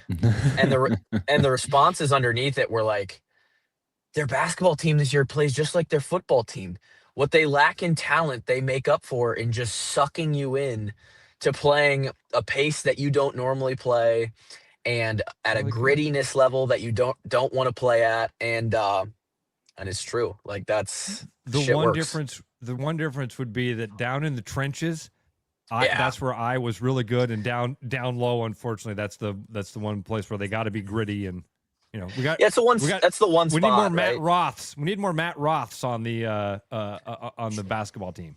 Is that like your guy when you think of like because you're like a little older than me, Ross? I'm older than you. Let's just be honest. I'm a lot older than you. He's one of the guys that I think of like when I think of gritty, tough, just dogs. If I had to pick a former Hawkeye to go into a dark alley with me and fight my way out, he'd be near the top of it, I think. Oh, no. Pick Woodbury. I mean, he's the one poking people in the eyes. He's going to win those battles for you. And you could just sit on his shoulders, and you wouldn't have to worry about it. Yeah, he could just run out of there with you on his shoulders. Have I told you guys that I used to play Woodbury in AAU basketball? Like, did you have to wear like Horace Grant goggles for protection? Did he just step over you in the lane? How did that work? True story. True story. I played on a AAU basketball team that I had no business being on. It was because my best friend and quarterback, stud athlete of our class at Marshalltown, still holds passing records for like all-time, all classes, state of Iowa, was also our stud basketball player. And growing up, he's my best friend. He was the guy who was good. They wanted him to come and play for this select team. My dad was the coach of our Marshalltown Bobcat team, so I was like the package deal, right? Defensive guy, defensive, gritty, effort late in the game put me in. You can have LeBron, but you got to take Bronny. Yeah. Wow. And I'm not. Yeah, I guess I'm Bronny in the situation. Unbelievable. So we would play, right? And we were on a good team. Like we got 7th in nationals one year, with a bunch of just Metro kids and me and Blake from Marshalltown. And so we would, every once in a while, we'd play up in a tournament. We were in 7th grade, Woodbury and Marcus Page and I guess Sell might have been on that team, or somebody else from that. Mike Giselle, he would have been right there. Yeah, because he was another. I mean, So they were the Barnstormers. They were the Barnstormers, and we played up in like an 8th grade tournament. And I was the strongest kid on the team. We had some taller guys than me, but I was the strongest kid on the team, about 5'10". And so we line up against the Barnstormers, and we go out there. And when I go into the game, they're like, "You got wood," and I'm like, how big is he in 8th grade? 7 feet tall. he's still as tall as the building I'm looking at right now. And so I like look around, I look over at my mom in the stands, and I'm like, I'm sorry. I'm about to embarrass. And but then I lock in, right? Because it's like, hey, I have no choice. And I used to do this against all the taller guys, because I'd always be, they were stronger, they were bigger, but if I could get like a knee in their hamstring and like work them off the block, I'd at least make them play at like 12 to 15 feet. They weren't just going to put layups in. And so we battled Woodbury and that Barnstormers team for an entire half. We were up at halftime. And I don't know if those guys, through their AAU career, their high school career, Marcus Page at North Carolina, Woodbury at Iowa, they've never received an ass chewing like they got at halftime, because they were down to a group of 6-foot white kids from Des Moines who were just raining threes. Our team shot threes like nobody else. We lost by 30, and just a tough day. But yeah, I remember like that entire team went D1, and then I remember like several years later going, another one of those times where you're like, I should not be on the court right now. Yeah. There's no reason I'm out here. But yeah, Woodbury probably wouldn't be the pick as a gritty guy to take to an alley with you. No, I had a very similar thing happen in my athletic career, Kluve. When I was like a freshman or sophomore, my buddies and I, who were decent, put together an AAU basketball team. I didn't even play basketball at East, but my buddies that did play, and some of my friends that played at Southeast Polk, decided to put together an AAU team, and I was on the team. And we did okay. We won a couple of games. We had an upset over like Urbandale or Johnston. And then in like round 3, we had a team that we played called the Squad. Oh boy, the Toon Squad. It was the Metro All-Star team. And these dudes all went on and played like at William Penn and Grand. You know, they all played college basketball, not D1. Yeah. Dude, they ran us out of the gym. They beat us by like 70. Yeah, I remember my buddy bitching to the official. Like, the game's almost over. He gets called for a foul, and he's like, you guys are awful. That's a horrible call. And the official, like, stopped the game and goes over to my buddy, and he's like, hey, man, look at the score. You think this is my fault? We're like, kudos to that ref. We looked at our friend. We're like, shut up, just shut up. Let's get this over with. All right, so if you had to, it's not Adam Woodbury, it's not Matt Roth, obviously. If you're going down a dark alley and you've got one Hawkeye to pick in a fight, who is it? Ben McCollum. B-Mac is a savage. We are so lucky to have him. I don't know if we're picking him in a fight, probably. My guy, again, like a decade later, it's a little different. I mean, I still am like a fan of Roth, and I mean, like prime Robert Gallery, dude, like dude, animal. But the Robert Gallery of my era is Brandon Sheriff, and yeah. And I mean, he still scares me to this day. I've never reached out to Brandon to come on the podcast because I, 1, respect him too much, / 2A, I'm scared as shit of him. I know you're gonna say that. Tristan Wirth should probably get some conversation in this, right? No, he's too much of a teddy bear. Tristan's like he's like, you poke him and he goes, oh. Really? He's like the Pillsbury Doughboy. He's an insane athlete, but he does not have, and this is no indictment on his play. He's the best tackle in the world right now. But as far as like gritty, nasty, that's not how people describe Tristan. There's some guys you've never heard of that were like, just your run-of-the-mill offensive lineman, or maybe he didn't even start, that are like, yeah, I don't want to be on this guy's wrong side. Yeah. Irish Hawk wants to know how your knee got to Woodbury's hamstring, and I think were you jumping to put your knee into his hamstring? Were you climbing? It's a good point. My knee was in his calf. It was a foul. There was the act of fouling was just a perpetual state of being when I was on the court guarding him during that game. I was less scared about Woodbury and more scared about being on the perimeter trying to guard Marcus Page. I don't know if you guys remember Marcus Page. Yeah. Oh, yeah. What he could do ball handle wise made people look silly. And I was supposed to be like the defender, and I was like almost Marcus Page's height. So like I found myself on him a lot too. I guarded 1 through 5. I was a very weird basketball player. That was maybe the most nervous I've ever been. Like, please don't cross me over. Yeah, my knee was not in his hamstring. Woodbury would not do good in an alley. Somebody whip out a switchblade, just get his Achilles tendon right there. He'd go down like a giraffe. Your basketball memory here has brought back, because Eli's a wrestler, but he did have a short basketball career. And I remember my favorite highlight, my most proud moment for him when he played basketball was when he fouled out in the first half. Wow. It was a sight to behold. It was impressive. Hey, fouls are there for a reason. You got to use them. Like I think that was the game I was like, he's a wrestler. Yeah. I should have been a wrestler. Stocky, low center of gravity, just not built for basketball. Flexible, tough, but I was dumb and played basketball. I thought I was going to be LeBron or something. I don't know. Yeah. It didn't turn out well. Real quick, because I had the Ken Palm thing up because I wanted to see where the Hawks were right now. They are 32nd in both adjusted offense and adjusted defense. I think I've got that right. That's so good, by the way. Very incredible. Yeah. I don't know if Ben McCollum was not hired but 365 days ago. None of these players, other than the Koch kid, knew that they were going to even be wearing black and gold 1 year ago from today. And they put a team together that is nearly top 30, Ken Palm, in both offense and defense. Yeah.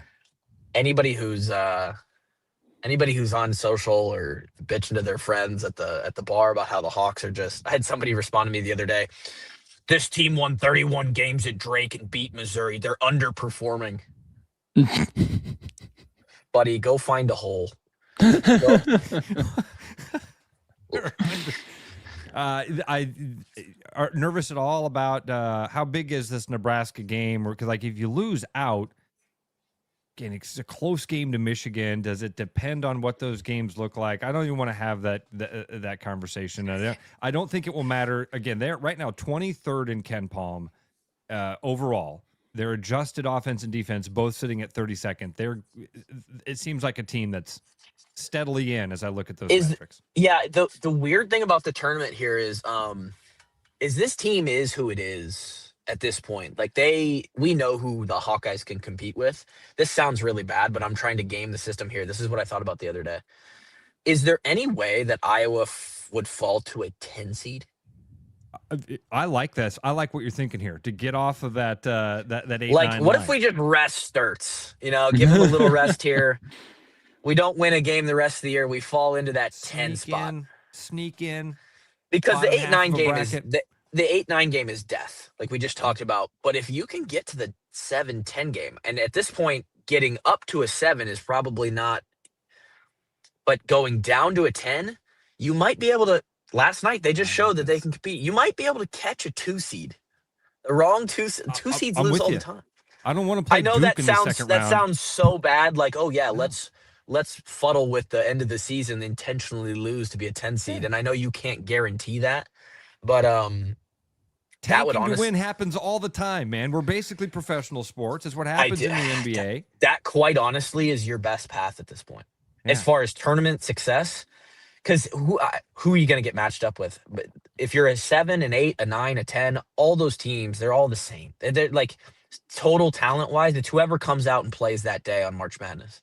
So playing it as a 10 versus 7 isn't much of a difference if you're an 8 versus a 9 or a 9 versus an 8, but it really matters when you look at, okay, now I've got the 1 or the 2 seed in that second game.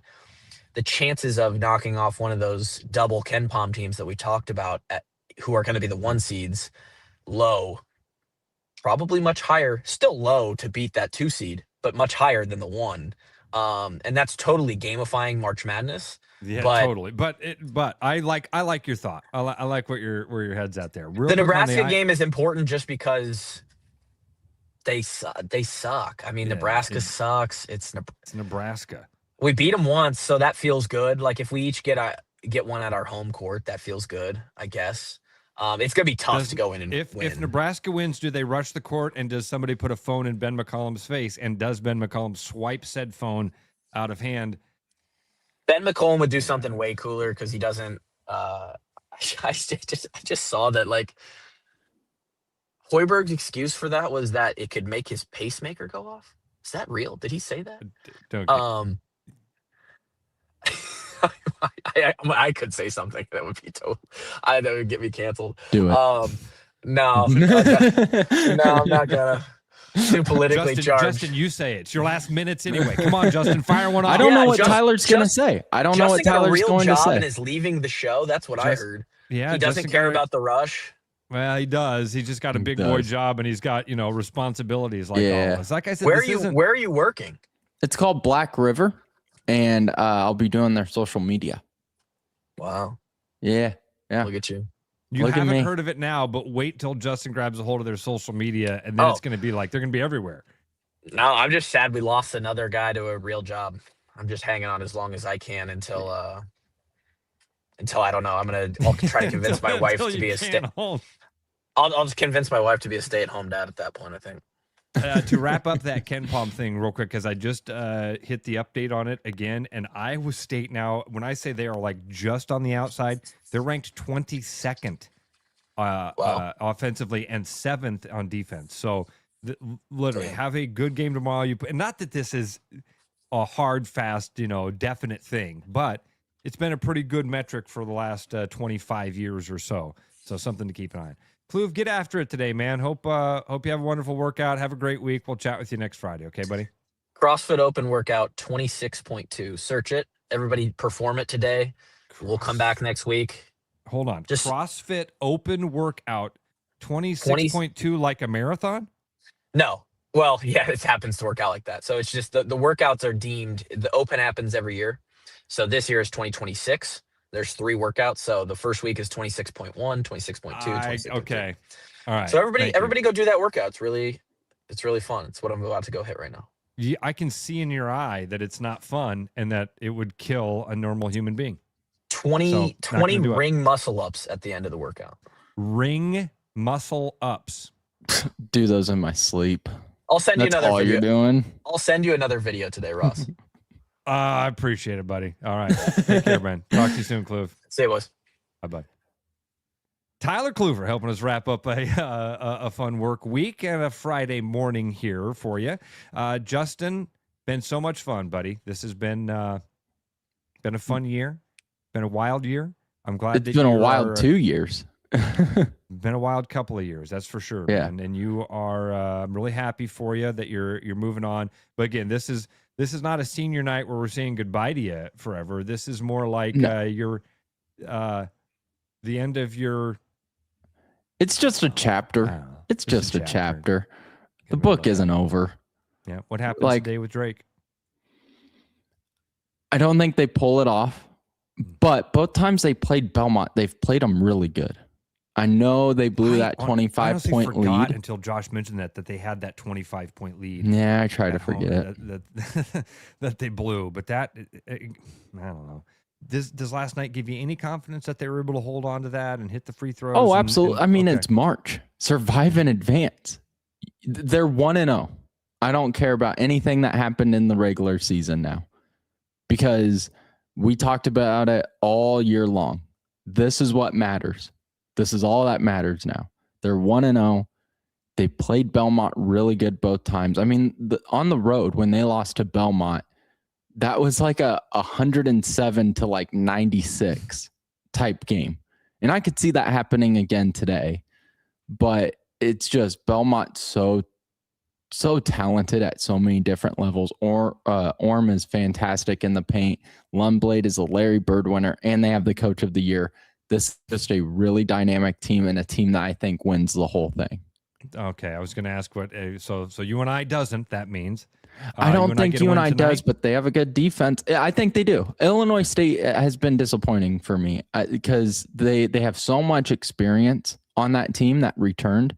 Chase Walker is a player that the rumors last year in St. Louis was he was leaving to go play in Columbus for Ohio State. Like, he's a Big Ten level talented player, and you're always going to rely on your best player. But it's almost like way too much, where if he gets trapped, everyone kind of just stands there and is like, do something. Go to work, Chase. And so it's just been an odd year for the Redbirds. I think UNI wins. Drake plays close, but ultimately isn't able to take down the Bruins. Don't be a stranger, okay, buddy? No, hell no. Dude, I'm going to be texting you today. Well, you're still going to get all my weird stories. Hell yeah. Yeah, texting you about, pimps in college basketball and whatnots. Take care, buddy. Tony Thank you so says, much do we for get this. to see Justin handing his key card over to HR? Yeah. We do need that laptop back, by the way. But I know we didn't give you one, but we'll berate you for the next couple of months I'm about going to get text from you. turning in your equipment for us. Thanks so much, buddy. Thanks for a fun week. Thanks for being a part of our team, and we'll chat with you soon. Go get them. Thank you for everything. You bet, buddy. Talk to you soon. And we will talk to the rest of you folks on Monday morning. Travis is getting back in town. In fact, he's in the air right now. He'll be back in town this weekend, and we will chat with you Monday morning at 6 a.m. right here on The Rush and TheRushRadio.com. Have a great weekend, everyone. Start spreading the news, cause it's time to buy booze, and there's only one place to be. You can see all your friends, the good times never end, unless you're just loitering. It's Central City, we can make your dreams come true. No guarantee your dreams will come true. Central City, all this booze is waiting for you. Look at all this booze. Hi, Noel from Fiscus Jewelers. Thinking about popping the question? Take their breath away with a diamond you can trust. Rare and forever natural diamonds. Thoughtfully selected and pre-screened using advanced technology. If you don't see exactly what you're looking for, we'll custom design it together. Our experienced team is here to help you create something truly meaningful. And let's not forget about the guys. We proudly offer the largest selection of men's wedding bands around. Fiscus Jewelers, your jeweler for life. As winter turns to spring and the world comes alive again, one thing remains true. Potholes can really mess up your day. From busted tires to knocking your alignment out of whack, hitting a pothole can cause some serious damage. For the month of March, Willis Volvo Cars is offering 20% off pothole special. This includes tire rotate, balance, and alignment package to keep you on the road. To get scheduled, give us a call or head online at willisvolvocars.com.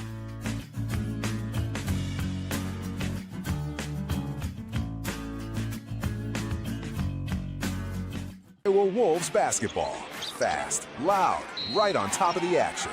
Every play hits harder when you're in the building. Now it can hit even bigger. Win cash in a VIP Timberwolves trip from the Iowa Lottery. Play Cash Frenzy for your chance to win instantly. Didn't win? Enter non-winning tickets into the VIP club for a shot at courtside seats with the Iowa Wolves or a Timberwolves getaway.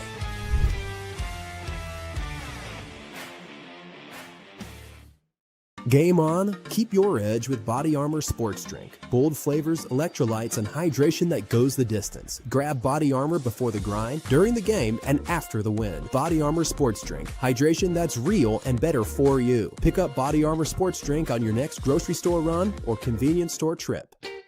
Missing a quality home-cooked meal? You know, the kind Mom used to make? Lucky for you, we found her recipe book. Welcome to the High Life. Welcome to the Champagne of Bars. Back to the Rush. Strong opinions, weak filters, and just enough sense to stay on the air. It's the Rush Radio Show, powered by Willis Automotive.